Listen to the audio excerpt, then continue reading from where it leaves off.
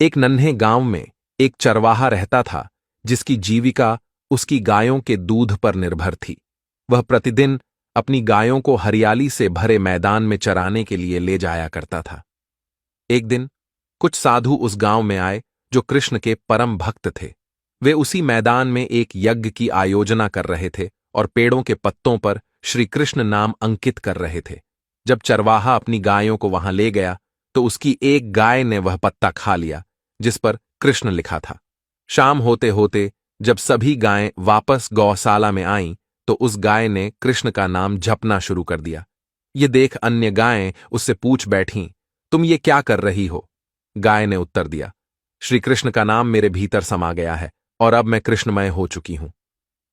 वह बिना रुके कृष्ण का नाम जपती रही, जिससे अन्य गायों ने उसे अपने समूह से अलग कर दिया। सुबह जब चरवाहा दूध दूहने आया तो उसने देखा कि वह गाय बाहर खड़ी है। उसने उसे वापस अंदर ले आया, लेकिन जैसे ही वह चला गया बाकी गायों ने उसे फिर से बाहर धकेल दिया। चरवाहे ने सोचा, इस गाय के साथ क्या समस्या है कि अन्य सभी उसे दूर कर रहे हैं? कहीं उसे कोई रोक तो नहीं?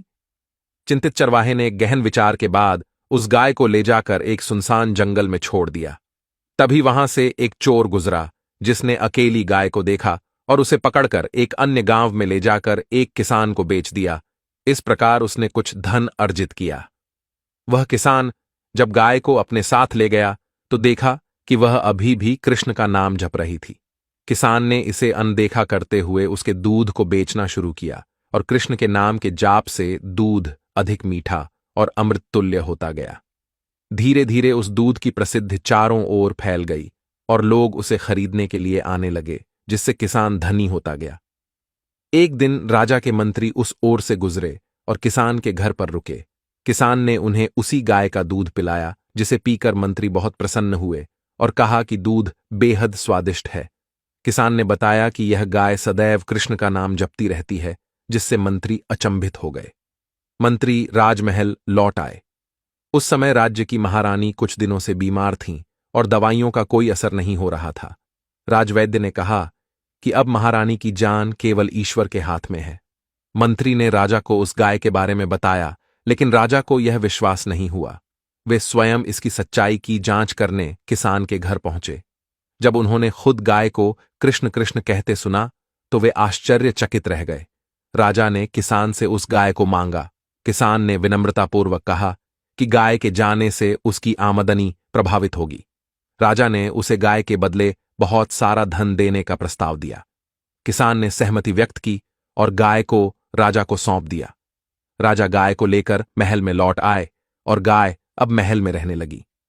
गाय निरंतर कृष्ण का जाप करती रही और महारानी उसके दूध का सेवन करती रही।